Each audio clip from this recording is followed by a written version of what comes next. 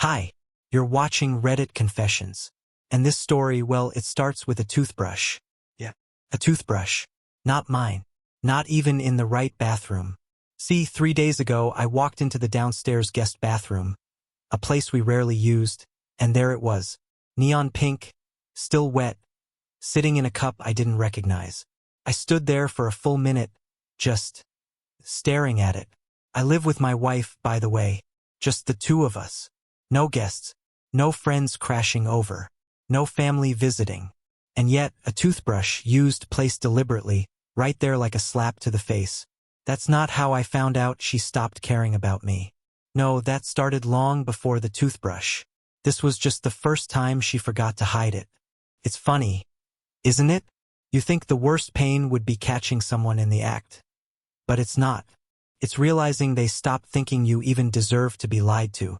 Before that day, I already hadn't been sleeping much. I'd started spending more nights at my office, saying I was pulling overtime. Truth? I'd drive to the overlook past Highway 83, park the car, and sit in silence until the sky turned orange. She didn't notice I was gone. She didn't ask. She didn't even text, "Are you okay?" The only thing she asked last week was whether I could pick up more oat milk for her smoothies. That was it. So when I saw the toothbrush, that pink, grinning symbol of her bold apathy, something in me just flipped off. I didn't scream. I didn't cry. I didn't even confront her. I packed a single bag, grabbed my laptop, and left. I didn't leave a note. I didn't slam the door. I didn't even lock it behind me. And guess what? 2 full days passed. No call. No message. Nothing. Until this morning. That's when it happened. I was sipping coffee in the break room at work. Yes, I slept in the storage room again, and my phone lit up with 12 missed calls. All from her. Then came the texts. "Where are you? I think someone broke in. Curtis, are you okay? Did you leave me? Please just say something. I'm freaking out." Freaking out. Interesting choice of words, Dana. Because I was freaking out for the past 8 months while you forgot I existed. Now that I'm the one who vanished. Suddenly, I matter? I haven't replied yet. But I'm going to. And you won't believe what I'm about to say. When I left, I took almost nothing. Just my laptop, a few changes of clothes, my watch, and that book she never bothered to finish. The one I bought her for her birthday 2 years ago. She said she was too busy to read it. I packed it anyway. I don't know why. Maybe because I wanted her to see the empty space on the shelf and wonder why. But here's the thing I didn't take. My wedding ring. No, I didn't wear it. I didn't throw it out either. I placed it on the edge of the kitchen sink. Right where she dumps her coffee mugs every morning without rinsing them. I figured if she noticed anything at all, it'd be the one thing that didn't belong in her routine. Turns out, she did notice. 3 hours after the string of missed calls and texts, I finally turned my phone back on. Not to talk, just to watch. A new voicemail. Her voice was panicked, trembling. "Curtis, please, just call me. I saw your ring. Are you okay? If this is about, if something happened or you're angry, we can talk. I'm sorry. Okay? I'm sorry. Just please say something." And that's when it hit me. She wasn't afraid I was hurt. She was afraid she'd been found out. Guilt. That was the tone. Not concern. Not love. Just damage control. I still didn't reply. Not yet. I needed space, but more than that, I needed answers. Not from her. From the house I walked away from. So I texted my cousin Nathan. He's a locksmith. Told him I needed to get back inside the house late that night, without Dana knowing. Long story short, I still had access, but I didn't want to risk walking into a scene. He agreed. Said he'd wait down the block in case anything went sideways. At 2:07 a.m., I quietly slipped through the back door. She had a habit of never fully locking it. Said she felt safe in the neighborhood. Ironic. The house smelled like lavender and betrayal. I didn't turn on the lights. Just used the flashlight on my phone and crept through the living room like a stranger in someone else's home. Everything looked the same until I opened the hallway closet. A pair of men's sneakers sat on the top shelf. Size 12. I wear a 9. Next to them, a folded hoodie with the name Marcus stitched in the lining. That's when I felt it. Not anger, not sadness, just this dull, echoing silence in my chest, like a balloon that had been leaking for months and had finally gone flat. I snapped a photo, not to confront her, not yet, just to remind myself that I wasn't crazy, that the toothbrush wasn't a glitch in the matrix, that someone else had been in our house, in my home. I didn't stay long, grabbed a few files from the desk, some clothes from the laundry, and left just as quietly as I came in. By the time I made it back to the motel, the sun was starting to rise. I sat on the edge of the bed with my phone in one hand and the photo of the hoodie in the other, wondering how long I'd been sleeping next to a stranger. Then I got her last message of the morning. I don't know what's going on with you, but this silence is unbearable. Please, just come home. We'll fix whatever this is. Whatever this is. Dana, you let another man's belongings live in our closet. This isn't something. This is everything. And now, I'm going to show you what silence really feels like. I didn't expect to wake up to police sirens, but that's exactly what happened the next morning. I had barely slept, drifting in and out on a sagging motel mattress with my phone clutched in my hand. The only reason I even opened my eyes was because my cousin Nathan started banging on the motel door like the place was on fire. Dude, get up. You need to see this. Now. I opened the door half asleep, and he shoved his phone in my face. A message from his sister, Eliza, who still follows Dana on social media. Dana just posted that Curtis is missing. She's filed a report. Says she's terrified something happened to him. What? I laughed. Not because it was funny. It was the kind of laugh you let out when the ground beneath you gives way. She told people I was missing. This woman, who hadn't responded to my presence in months, who let another man's belongings live quietly in our home, who ignored my silence until it scared her, was now publicly performing concern like she deserved an award. Nathan was staring at me like I'd grown a second head. Did you tell her you were okay? Nope, I said. Let her panic. Part of me wanted to pick up the phone and just unload. Send her the photo of the Marcus hoodie, the toothbrush, everything. Tell her I saw it all. But something held me back. And not just bitterness. Strategy. For once, I wanted to be the one in control of the narrative. Then things got weirder. At noon, I got a call from an unfamiliar number. I let it go to voicemail. A minute later, I listened. Mr. Fellows, this is Officer Mendez from the Flagstaff Police Department. Your wife, Dana Fellows, has reported you missing. We just need to confirm that you're safe. If you could give us a call back, that'd be great. I called back. I gave them what they needed. Told them I was fine, alive, and intentionally away from home. They were polite, professional. Said they'd close the report and notify my wife. But that call set off a chain reaction I didn't anticipate. Exactly 43 minutes later, Dana showed up at the motel. She wasn't supposed to know where I was. I hadn't told a soul, but apparently Officer Mendez had. She must have pressured them. She must have played that worried spouse card hard.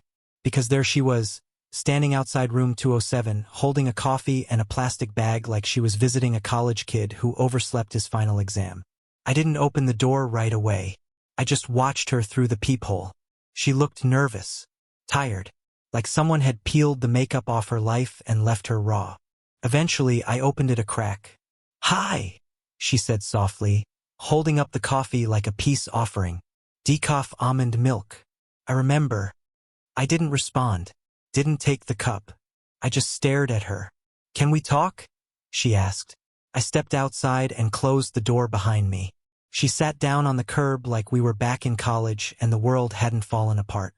"I was scared," she said, voice trembling. "You just disappeared. No note.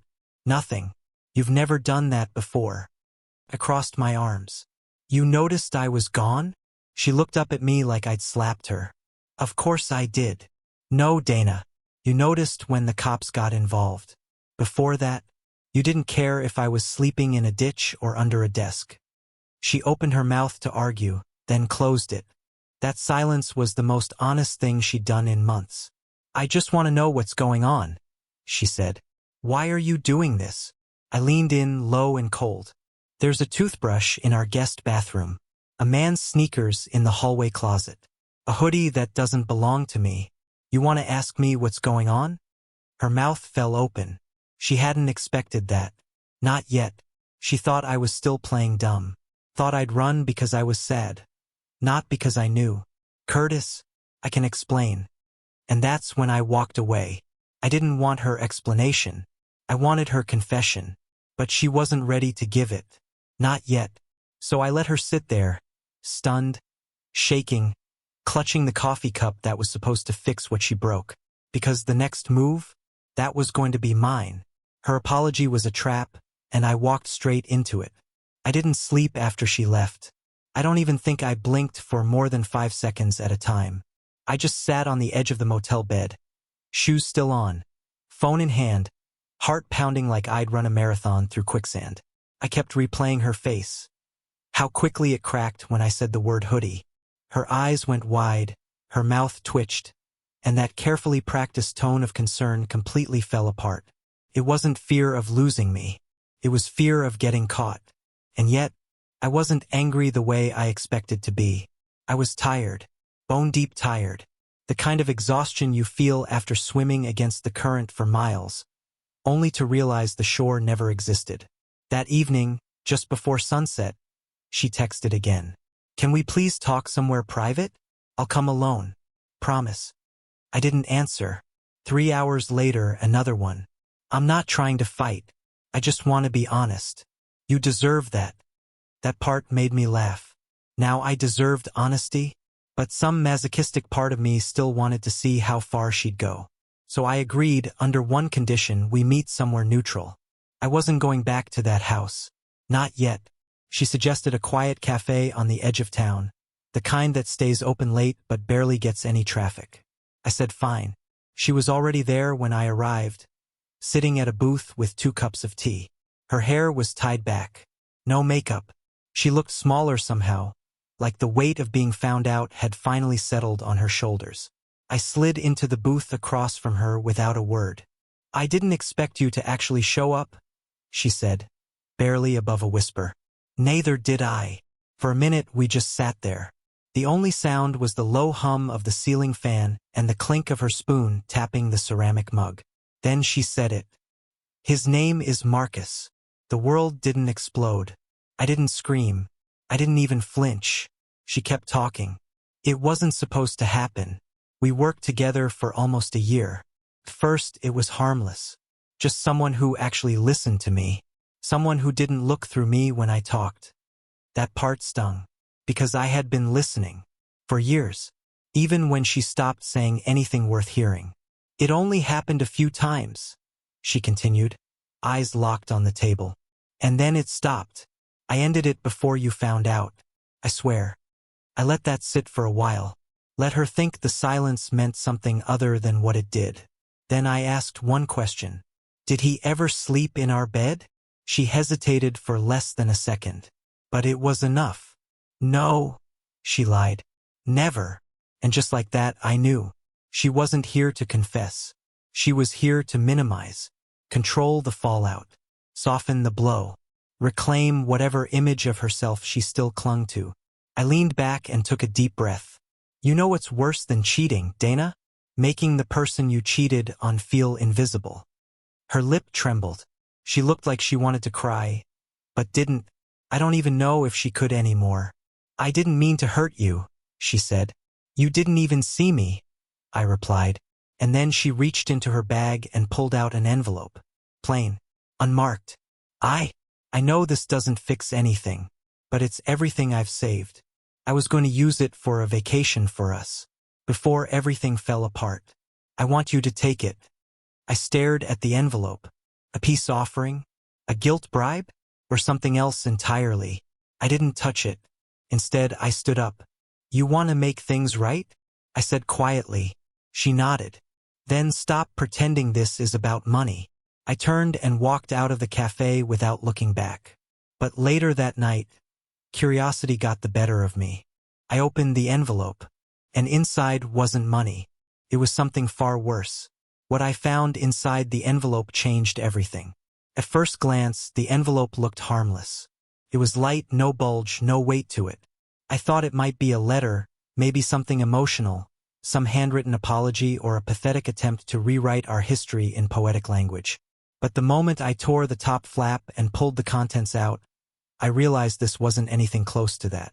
Inside were exactly 2 items: a folded bank statement and a hospital wristband. I didn't understand either at first. The statement wasn't even in Dana's name. It belonged to someone named Delaney Brooks, a name I'd never heard before. The account showed a series of transfers, small at first, then escalating, all made from one of our joint savings accounts. That account was supposed to be untouched, frozen, set aside for emergencies. We had agreed on that years ago.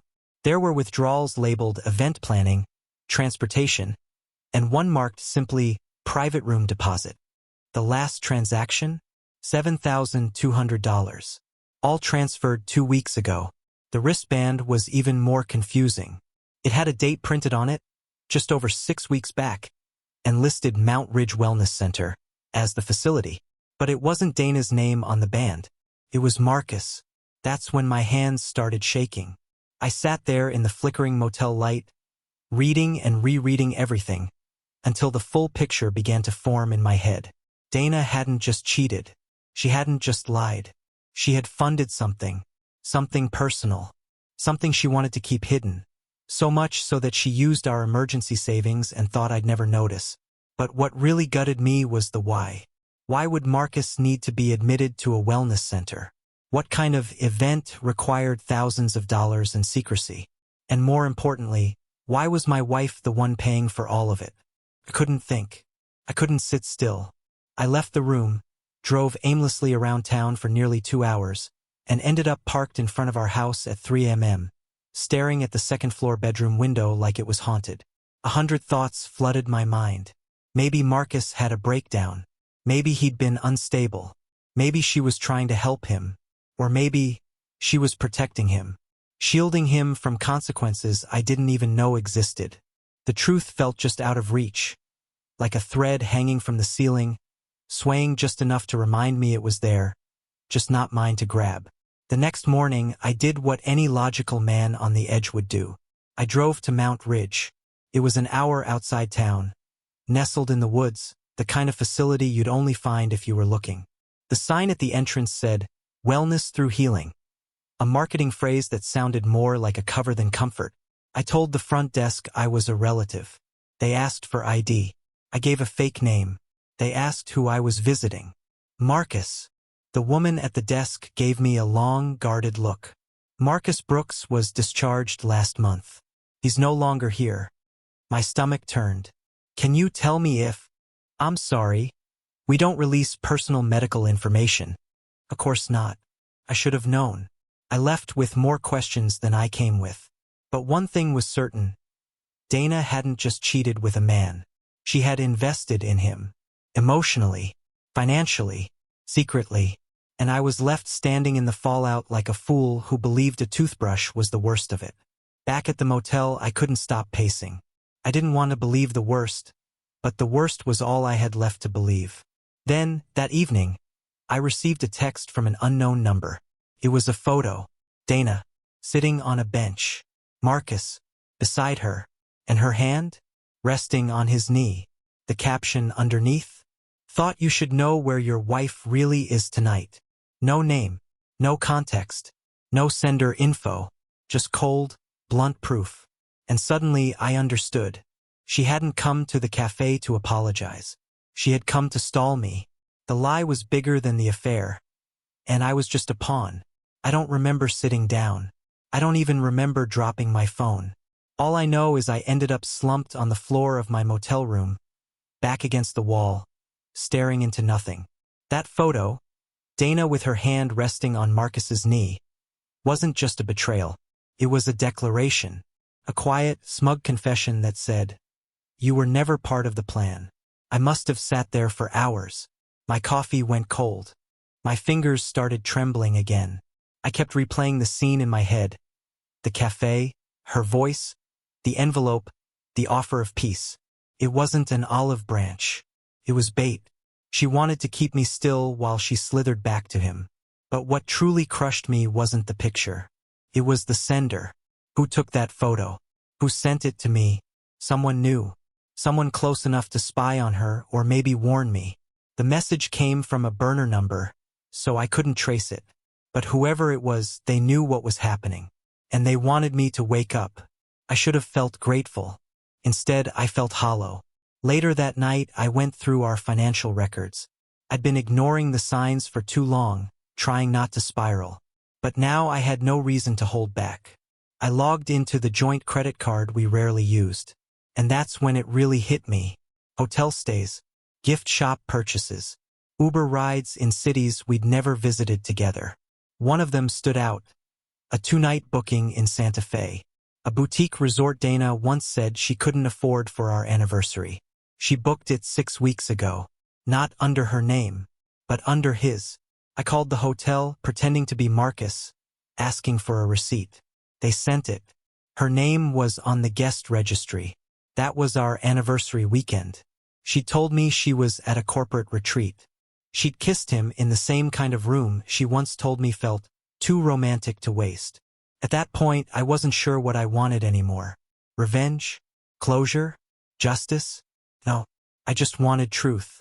Cold, sharp, unapologetic truth. So I called someone I never thought I'd call. Her sister. Natalie and Dana hadn't spoken much in the past year, but I knew they still messaged occasionally. Dana always said Natalie was too nosy, which I now realized probably meant too honest. If anyone knew what was really going on behind the curtain, it was her. Natalie answered on the second ring. "Curtis?" she said, surprised. "What's wrong? I just need to ask you something. Please don't lie to me." She paused. "Okay. Do you know about Marcus?" Silence. A breath. Then, "I was hoping you'd never ask that." And just like that, the world split open again. Natalie didn't deny it. Didn't sound shocked. Didn't even try to pretend she was confused. I asked her everything. What she knew. How long. Why she never said anything. And her answer? She told me he was getting better. That it was complicated. That you were distant and working too much. That he understood her in ways no one else ever had. I didn't want to believe her. I told her to come clean months ago. She said she would after Marcus got out of treatment. Treatment for what? I asked, my voice shaking. Another pause. For anger. He got into a fight with someone at work. Nearly broke the guy's jaw. Dana said he was just misunderstood. That he needed support. That he'd changed. That's when I felt like I couldn't breathe. She had replaced me. A man who folded laundry, made grocery lists, cried during wildlife documentaries, with someone who literally needed anger management rehabilitation. She left me for a broken man and played nurse while bleeding me dry financially, emotionally, and spiritually. I wanted to throw something, scream, rip every photo off the wall. But instead, I just whispered, "Thank you," and ended the call. That night, I didn't sleep. I stared at the motel ceiling, thinking of every quiet dinner, every brushed-off hug, every fake smile she gave me while slipping away to him. And somewhere between 3 o'clock and 4 a.m., I decided I was done being quiet. I was going to make sure she remembered what it felt like to be seen. The dinner invitation that was never meant for me. I didn't tell anyone what I was planning. Not Nathan. Not Natalie. Not even the mystery number that sent me that photo. I wanted every step to be my own. I didn't want advice. I didn't want someone trying to talk me down from what I had every right to do. Confront her, not with fists or fire, but with facts. I wasn't going to shout. I was going to show. I knew Dana's habits better than she thought. Every second Thursday, she met her marketing team for a late dinner at some upscale spot on Holloway Street. It was supposed to be all business. But I'd seen receipts from those dinners. 2 entrees, 2 cocktails, and always just the one check. Her coworkers never came. But Marcus always did. This time, I decided I would too. I didn't make a scene when I walked into the restaurant. I didn't even look at her right away. I asked the hostess if there was a reservation under her name, and she pointed toward a table by the window. Dana hadn't seen me yet. She was mid-laugh, sipping a cocktail I didn't recognize. Marcus sat across from her, hand resting casually over hers on the table. The same hand I used to hold during movie nights, now so naturally tangled with someone else's like it had always belonged there. I walked over, calmly, quietly, and set the manila envelope down between their plates. They froze. Marcus looked up at me like I was a waiter who just brought him the wrong check. Dana turned pale in an instant. Neither of them said a word. I pulled out the chair beside them and sat down. "Hi," I said softly. "Mind if I join for a moment?" Dana swallowed hard. "Curtis, this isn't. It's exactly what it looks like," I interrupted. "No more pretending." I opened the envelope slowly, methodically, and pulled out the photo, the one someone sent me of the two of them on the bench. I placed it beside their wine glasses. "Just in case you forgot what honesty looks like." Marcus shifted in his seat. His jaw tightened. I could tell he wanted to speak, but Dana raised a hand slightly, like she was trying to control the damage. "Please," she said. "Not here." "Oh, I think here is perfect," I said. "Here, where you've come for months pretending this was a work dinner. Here, where you drank on my dime. Where you kissed him, maybe in the parking lot. Where you made me feel insane for asking where you were." Marcus finally spoke. "Look, man, I didn't know everything. She told me." I held up a hand. "I'm not here to talk to you." I turned back to Dana. "You used me, not just emotionally. You funneled money from our accounts. You covered for his stay in a facility and lied about why we couldn't go on vacation. You told your sister I was distant. You told everyone I disappeared. But the truth is, Dana, you erased me long before I left." The restaurant had gone quiet around us. Not completely, but just enough. A table near the bar had stopped talking. A waiter lingered too long by the kitchen door. Dana noticed it too. Her eyes darted nervously, lips pressed into a trembling line. "Let's go outside," she whispered. "No," I said. "This is where you broke the truth. This is where it stays." I stood up, not waiting for her reply. I slid the envelope across the table one last time. Inside were the financial statements, the photo, and a copy of the hospital discharge records I'd requested under Marcus's alias. Everything she tried to keep hidden, now laid out neatly between linen napkins and empty wine glasses. I leaned in close enough for only her to hear. "You don't get to rewrite the story this time. You don't get to act like the victim. I won't yell. I won't beg. But I will not disappear for you again." And then I walked out. As I reached the parking lot, I heard the sound of her voice calling after me. Once, then twice. But I didn't stop. Not because I didn't care. Because I'd already heard everything I needed. But later that night, something unexpected happened. Someone knocked on my motel door. And it wasn't Dana. I didn't expect closure, but I found something better. The knock on the door came just past midnight. At first, I thought maybe it was Dana. Maybe she'd followed me, ready to plead her case again or deliver one more final speech to save face. But when I opened the door, it wasn't her. It was Natalie, her sister, soaking wet from the rain, hair tied back, face tired but calm. "I couldn't let you go through this alone," she said softly. I stepped aside, motioned her in, still stunned. She carried a small box with her, no markings, no drama. Inside were photos, printed emails, and 2 letters Dana had written months ago but never sent. Natalie had found them by accident in their mother's attic, stuffed in an old shoebox Dana once used for birthday cards. Apparently, Dana had started writing out confessions after Marcus's first episode, but she never built the courage to finish. They told the truth about the affair, the guilt, the lies, and most surprisingly, about me. She called me her calm, said she'd lost the ability to appreciate it because chaos made her feel alive. She needed to be saved, Natalie said quietly. And you weren't broken enough for her to fix. I don't know why, but that line hit harder than anything Dana had ever said. I wasn't angry anymore, just tired of bleeding for someone who mistook peace for boredom. Natalie didn't stay long. She just wanted me to have the box and maybe a final nudge in the direction of healing. After she left, I sat on the floor and reread the letters until dawn. Not because I wanted Dana back. I didn't. but because I needed to know that at some point in the ruins, there had been real feelings, even if she destroyed them. The next morning, I packed my bags for the last time. I didn't leave a message. I didn't warn her. I moved out of state, found a small apartment in a quiet coastal town, got a new job doing IT support for a nonprofit that trains rescue dogs. It's not glamorous, but it's honest. I've made friends. I started painting, something I hadn't done since college. And most importantly, I stopped asking myself what I could have done differently. Because here's what I've learned. Sometimes people leave you emotionally long before they physically walk out. Sometimes they use you as a mirror to avoid facing their own fractures.